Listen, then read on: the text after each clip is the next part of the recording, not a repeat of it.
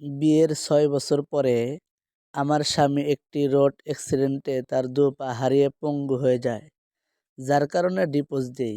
একদিন মার্কেট করে যখন বাসায় ফিরছিলাম, এমন মুহূর্তে পিছন থেকে একটি লোক বলে উঠল, "আপা, ১০ টাকা ভিক্ষা দিবেন? ২ দিন ধরে কিছু খাইনি।"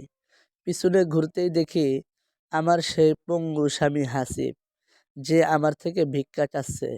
মুহূর্তেই নিস্তব্ধ হলাম।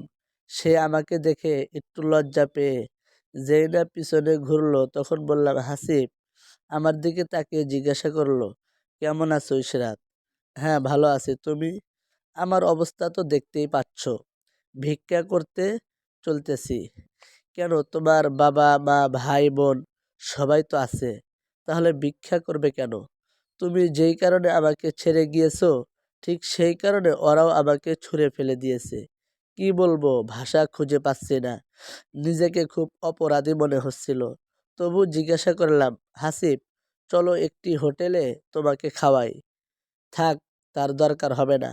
যদি পারো ১০টি টাকা দাও, একটি রুটি কিনে খাবো।" "এই নাও ১০০ টাকা, ভালো কিছু খেও।"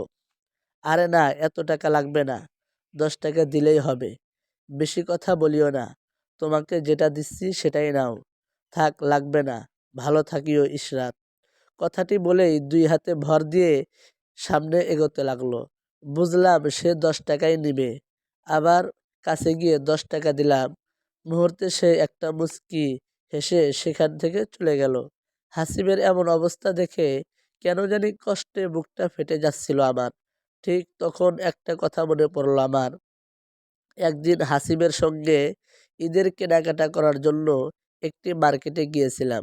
সেখানে গিয়ে আমার একটি জামা পছন্দ হয়, যার মূল্য ছিল ৬,০০০ টাকা।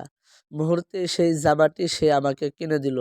অথচ এই ৬,০০০ টাকার ভিতরে দুজনের মার্কেট করার কথা ছিল। তখন হাসিবকে বললাম, "আমার জামা কিনতেই তো সব টাকা শেষ, এখন তুমি নিবা কিভাবে?"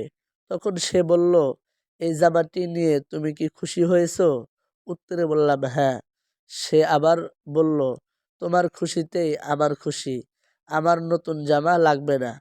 আগের গুলো দিয়েই হয়ে যাবে।" কথাটি শোনার পরে তাকে পাগল বলেছিলাম।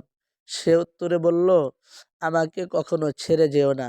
তোমার সুখের জন্য আমি সব কিছুই করতে পারি।" অথচ সেই মানুষটাকে আমি ছেড়ে এসেছি। আজ নিজেকে খুবই অপরাধী মনে হচ্ছে। কেন করলাম তার সঙ্গে এমনটা?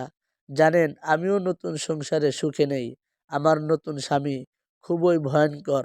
সত্যিই কাউকে ঠকিয়ে বা কাউকে কষ্ট দিয়ে কখনোই নিজে সুখী হওয়া যায় না।